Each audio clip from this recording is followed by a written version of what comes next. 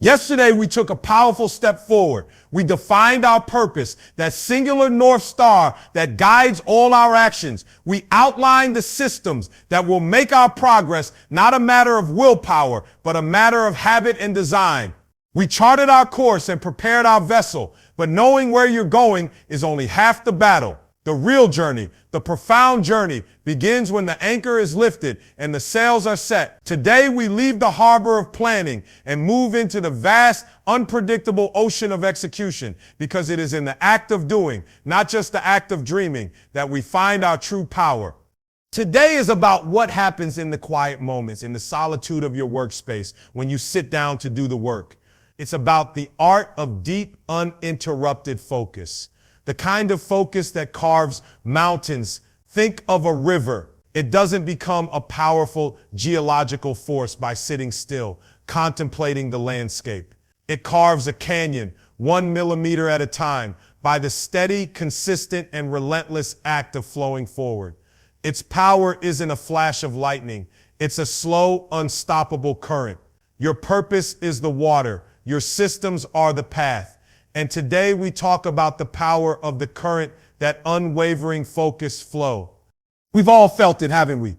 That feeling when you are so completely absorbed in a task that the world outside simply ceases to exist. The clock on the wall becomes meaningless. A chime from your phone goes unheard. You are so lost in the work that hours feel like minutes, and you emerge from that state feeling not tired, but energized, fulfilled, and alive.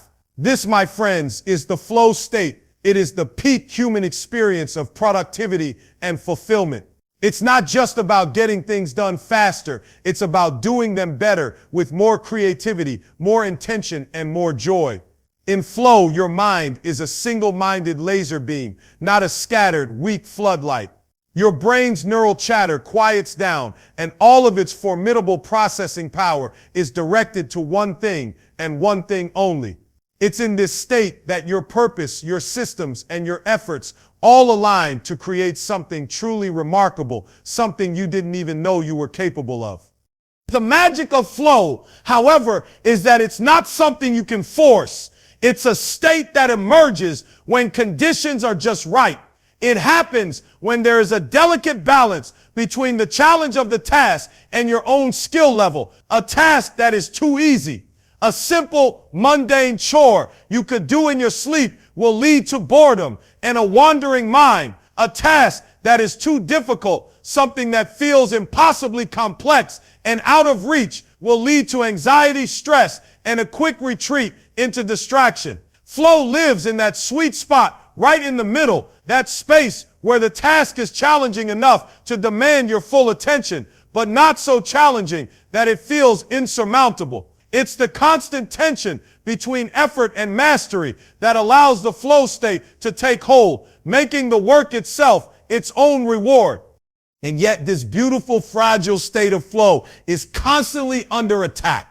It's a garden that must be tended, a fortress that must be guarded. It is assailed from two different but equally dangerous fronts: external distractions and internal distractions. To truly master the art of execution, to become the unwavering current that carves the canyon, you must become a guardian of your own attention, a sentinel defending your focus from both the outside world and the noise within.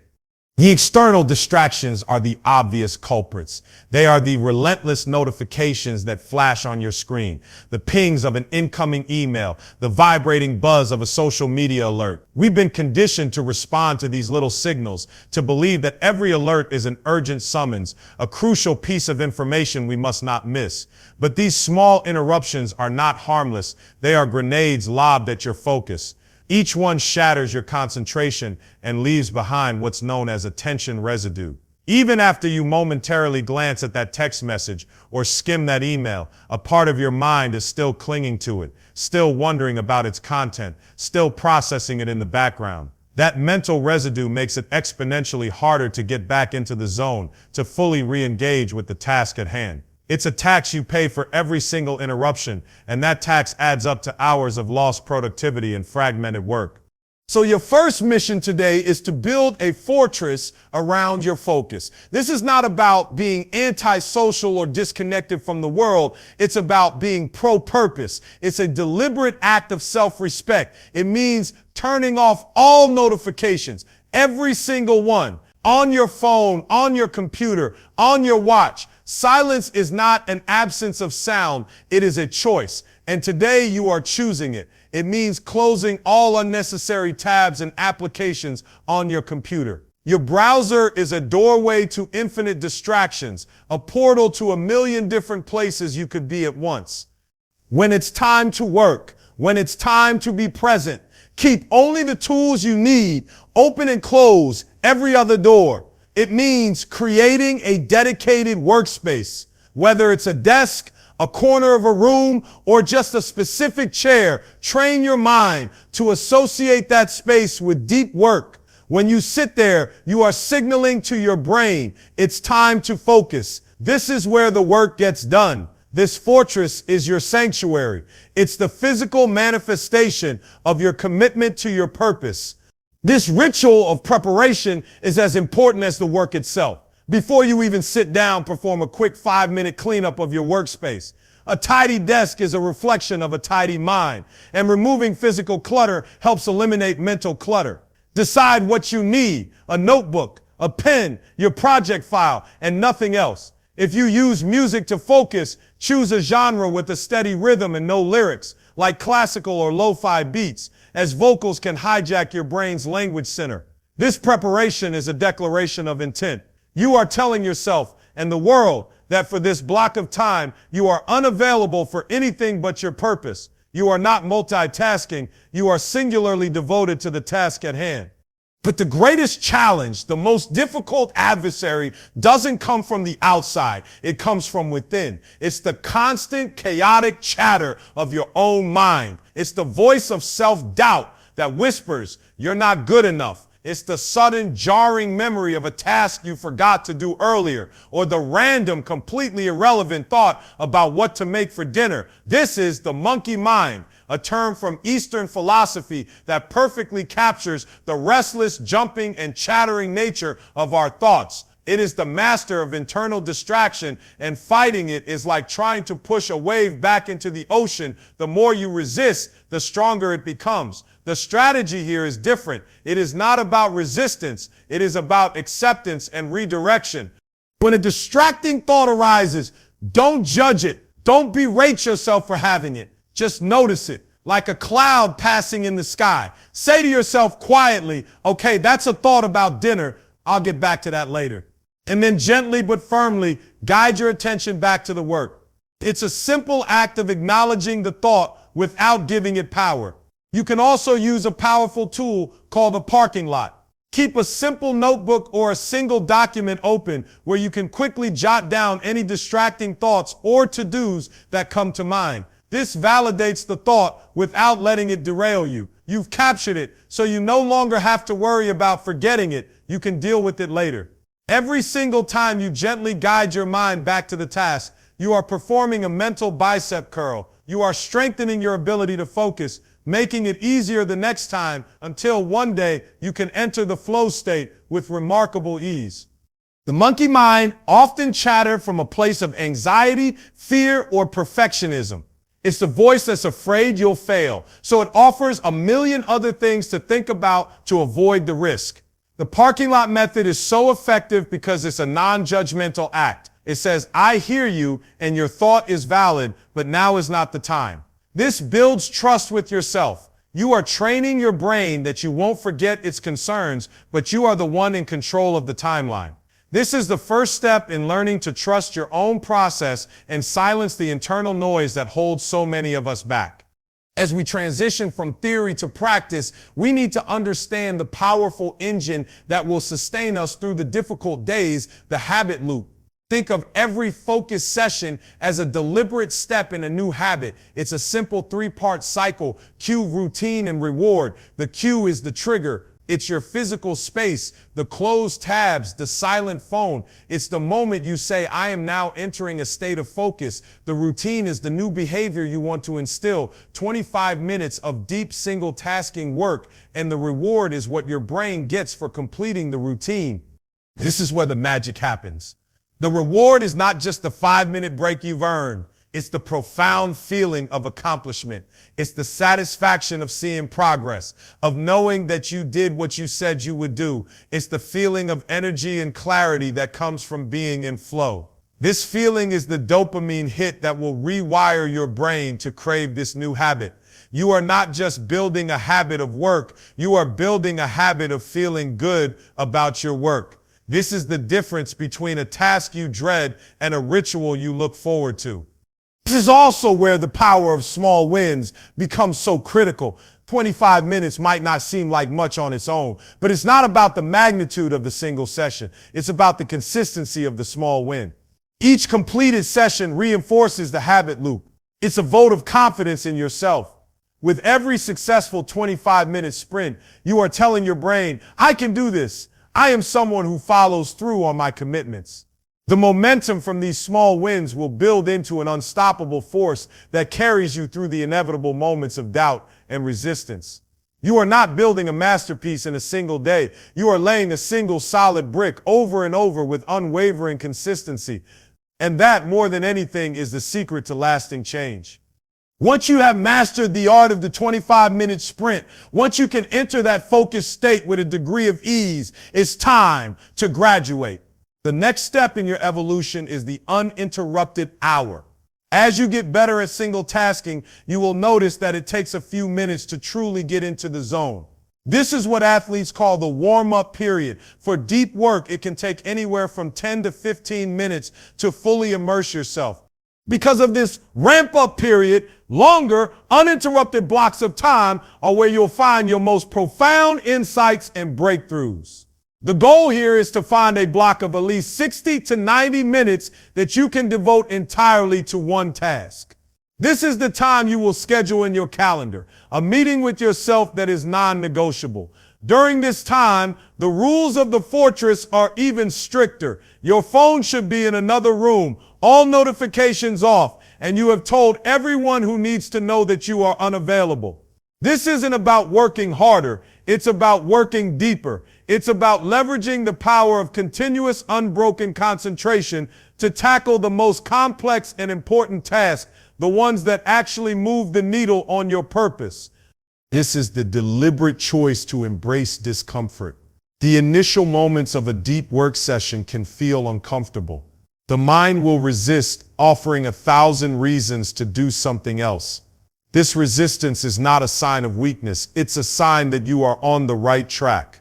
You are asking your brain to do difficult, energy-intensive work, and it's trying to protect itself by steering you towards easier, more comfortable activities like checking social media. Learning to sit with this discomfort, to acknowledge the urge to distract yourself and then let it pass, is a form of meditation. You are training your mental endurance, building a muscle that most people have let atrophy. As you build this habit, you will find yourself moving through your work with a new kind of power. You'll become the sculptor, not the chaotic whirlwind. The work is not just about the final product. It's about the deliberate, intentional act of creation itself. Each focus session is a single strike of the chisel. It might seem like a small, insignificant tap, but with consistency and purpose, those taps add up to a masterpiece. The masterpiece isn't just the result. It's you transformed by the process of deep, meaningful work. Today, your challenge is to find that simple ritual, find a time, set a timer, and commit to a single focus session. This is the day we stop talking about purpose and start living it. This is the day we begin to truly build. The river is flowing and your canyon is waiting. It's a monument to the power of unwavering focus. And it is in these small focus moments that you are becoming the person you are meant to be. The work is not just about what you will build, but who you will become. And that transformation happens one focus moment at a time. So how will you defend your focus today? The world is noisy, but your purpose is your song. And in the silence of your focus, it will sing. Execution is not a matter of willpower alone. It's an energy game. You can have the best intentions and the most powerful systems, but if you're running on empty, your focus will fracture and your efforts will fall flat. Think of your brain as the most powerful computer in the world. It's capable of incredible things, but it needs a consistent and high quality power source. The three pillars of that power source are sleep, nutrition, and movement. Sleep is the single most important factor for cognitive performance. It is non-negotiable. When you sleep, your brain is not at rest. It's actively cleaning house, consolidating memories, and flushing out the toxins that build up during the day. A sleep-deprived mind is a scattered, reactive mind, incapable of sustained deep work. You can't borrow from tomorrow's energy. Prioritize a consistent sleep schedule and create a relaxing bedtime routine that signals to your body that it's time to rest. Nutrition is the fuel. What you eat directly impacts your brain's ability to function. A diet of processed foods and sugar will lead to energy crashes and mental fog, while a diet rich in whole foods, healthy fats, and proteins provides the stable, sustained energy your brain needs to maintain focus, and movement is the spark. You can't sit for 8 hours straight and expect your mind to stay sharp. Regular physical activity, even a simple walk or a few minutes of stretching, does more than just keep your body healthy. It boosts blood flow to the brain, releases neurotransmitters that improve mood and creativity, and provides a much-needed mental break. A strategic 5-minute break is not about distracting yourself, it's about actively recharging. Get up, walk around, look out a window, and let your mind wander for a few moments. This kind of active rest is what allows you to return to the task refreshed and ready to re-engage with a clear head. You have a purpose, you have a task, and you have the energy to do it. Now, how do you make sure it actually gets done? The answer lies in your schedule. Most people live in a state of reaction, letting their inboxes and notifications dictate their day. The most successful people, however, live in a state of intention. They treat their time as their most valuable asset and protect it fiercely. The secret is time blocking. This is more than a to-do list. It's a commitment to a specific task at a specific time. Take out your calendar and block out the time you need for your most important task. MIT first. This is a non-negotiable meeting with yourself. Next, block out your other important tasks. And finally, block out time for reactive work like checking email or responding to messages. By doing this, you are transforming your day from a series of unplanned reactions into a deliberate and strategic sequence of actions. You are no longer asking, what should I do now? But simply following the plan you've already created. This simple practice reduces mental fatigue and eliminates the constant need to make decisions about what to work on next. Despite all of your planning and focus, you will have days where nothing seems to go right. The fortress of focus will be breached. The monkey mind will chatter relentlessly, and you will not complete your MIT. This is not a failure of character. It's a normal part of the process. The difference between those who succeed and those who don't is not the absence of failure, but the resilience to get back up. When a day goes badly, don't beat yourself up. Practice self-compassion. Acknowledge the frustration without letting it define you. Instead, treat it as a data point. What went wrong? Were you tired? Did a true emergency interrupt you? By analyzing the setback without judgment, you can learn from it and adjust for tomorrow. The most important thing you can do is to hit the reset button. The day is over. You can't change it. So take a breath, get some rest, and commit to a fresh start tomorrow morning. The ability to forgive yourself for a bad day and to start again with renewed focus is one of the most powerful tools in your arsenal. The work is a marathon, not a sprint, and your purpose is patient. It will be there waiting for you tomorrow. All of this focus on individual effort, however, exists within a social world. Protecting your focus is not just about managing your own habits. It's about managing the expectations of others. You must create a social contract with your family, friends, and colleagues. This is a deliberate, calm conversation about your need for uninterrupted time. Don't simply disappear. Communicate your intentions clearly and kindly. Explain that you are setting aside dedicated time for deep work to be more productive and present later on. Tell your family, I'm going to be unavailable from 9 a.m. to 11 a.m. to work on a specific project. During that time, I won't be checking my phone or answering texts unless it's a true emergency. Use a physical signal like a do not disturb sign on your door or a specific pair of headphones to visually communicate your boundaries. This is a powerful act of leadership. You are not just asking for space. You are modeling a different way of working, one based on intention and focus rather than constant availability. You are teaching the people around you that you value your work. And by extension, you are also teaching them to respect their own time and focus. This is a difficult but essential step. You can't truly master execution if you are constantly at the mercy of others' demands. The courage to say no to a distraction is the courage to say yes to your purpose. Our last few discussions have focused on the dangers of technology as a source of distraction, but the same tools that can shatter your focus can also be your greatest allies in building and maintaining it. The key is to turn them into partners, not enemies. Instead of mindlessly reacting to pings, use technology with intention. Install a focus timer or a productivity app on your phone that can automatically block distracting websites and silence notifications for a set period. These are your digital sentinels. They are not a replacement for willpower, but a supplement to it, a system that makes doing the right thing easier.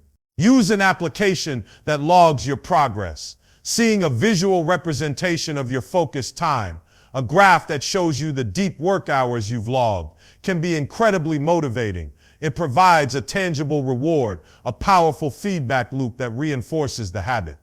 You can also use technology for the parking lot method we discussed earlier. Create a simple document or use a note-taking app where you can quickly capture distracting thoughts and ideas so you can return to them later. This frees up your working memory, allowing you to stay fully immersed in the task at hand. The goal is not to eliminate technology from your life, but to re-engineer your relationship with it. When used with intention, technology becomes a powerful tool that amplifies your ability to execute rather than a siren song that leads you off course.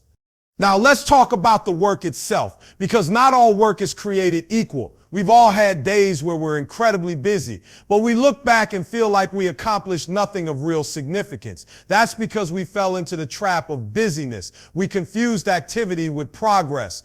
My friends, there is a fundamental truth about productivity that you must internalize. It's not about how much you do, but about what you do. This is the law of diminishing returns and the 80-20th rule at play. The 80-20th rule, or the Pareto principle, states that roughly 80% of your results will come from just 20% of your efforts. Think about that for a moment.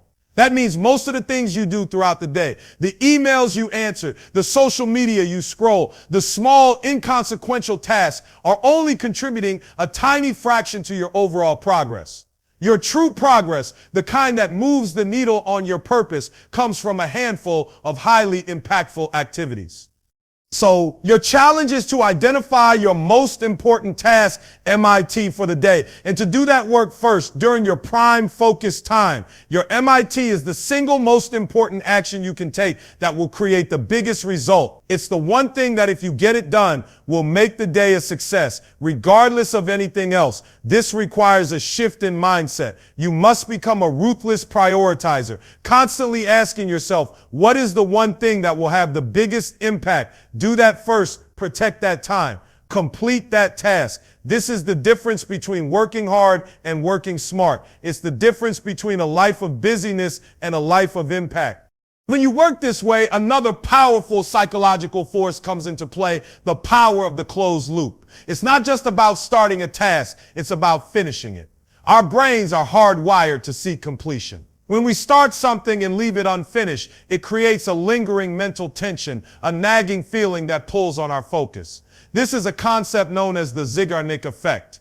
The psychological toll of having a dozen half-finished projects is immense. It's a constant drain on your mental energy. But the opposite is also true. The moment you finish a single task, the moment you can check that box, your brain gets a hit of dopamine, that same feel-good chemical we talked about with the habit loop. That feeling of completion is incredibly motivating. It's a small victory that propels you forward. So as you move through your day, don't just work on a task, finish it, close the loop. Get that feeling of victory and use it to fuel your next focus session. This is the simple but profound secret to building momentum. A life of unfinished projects is a life of stagnation. A life of finished projects, no matter how small, is a life of constant progress. Finally, we need a system to tie it all together. The day-to-day work is crucial, but you need a higher level ritual to make sure you're still on course. This is where the weekly review comes in. On a consistent day and time each week, maybe a Friday afternoon or a Sunday night, take 30 minutes to yourself. It's a sacred time. During this review, you become the captain of your own ship. You look at where you've been and where you're going. First, you reflect. Look back at the last week. What went well? What didn't? Where did you lose your focus? What were your small wins and your big setbacks? Be honest with yourself without judgment. This reflection is a critical feedback loop. It's how you learn and grow. Next, you plan. Look ahead at the coming week. What are your biggest priorities? What are your MITs? Schedule your deep work sessions into your calendar first. Decide what your non-negotiable tasks are. This ritual turns you from a reactive manager of your days into a proactive architect of your weeks. It ensures that the work you do is always aligned with your purpose. The journey to purpose is not a single grand leap. It is a series of deliberate, focused, and intentional steps. It is the steady flow of the river, carving the canyon 1 millimeter at a time. The fortress of focus, the disciplined single tasking, the clarity of your MIT, and the relentless, compassionate way you overcome setbacks. These are the tools of the builder. The world is full of people who plan, but the people who truly build are the ones who master the art of execution. Today is the day you join them. Your canyon is waiting.